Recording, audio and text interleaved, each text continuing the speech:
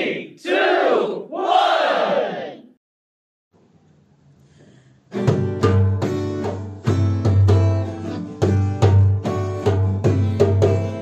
Παίζουν ο Κωστής και ο Αλέξης το παιχνίδι με τις λέξεις. Γρύλος, γρίφος και γρηγρή, να τρεις λέξεις αποκρεί. Κι άλλες να τελειώνουν σανί, πάει η γλώσσα τους ροδάνει.